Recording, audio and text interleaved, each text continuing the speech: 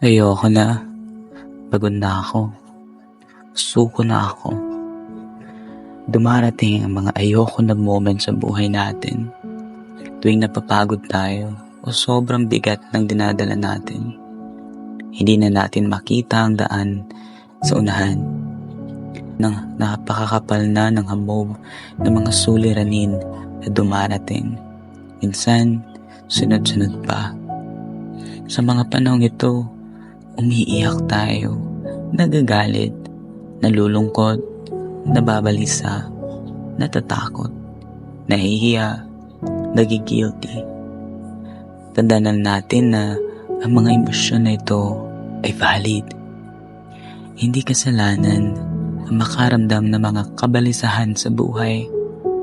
Isa pang dapat natin tandaan is that these things never surprises Jesus. Walang mga events, moments, o trahedya sa buhay natin ang nakaka-surprise kay Jesus. Jesus' response to us during these trying moments is an invitation to come. Jesus said, "Come to me, all of you who are weary and carry heavy burdens, and I will give you rest." Yes, ikaw na nabibigatan, ikaw na natatakot, ikaw na nalulungkot, mapakiramdam mo na nauubos na ang pag-asa mo sa isang magandang buhay, masayang pamilya, magkaroon ng stable job, o ma-restore ang isang relasyon. Sabi ni Jesus, "Come to me."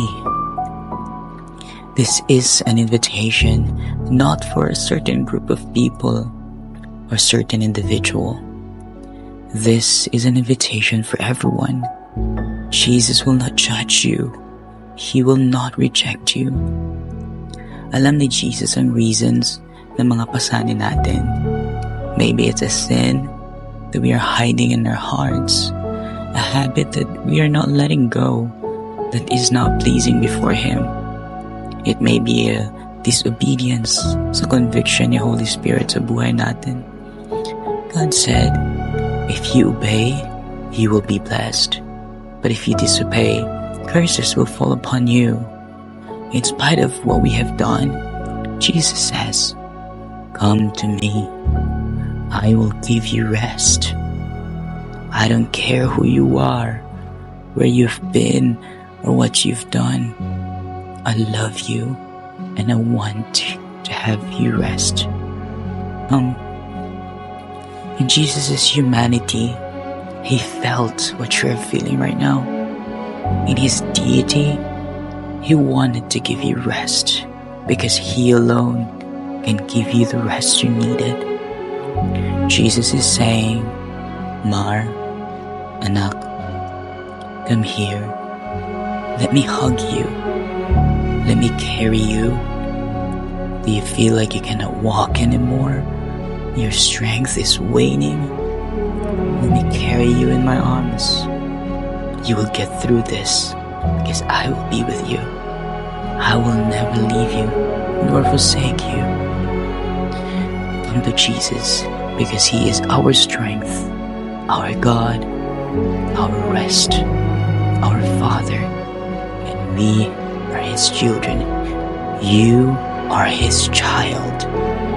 Come to Jesus now and experience His tight hug. Feel the security in His warm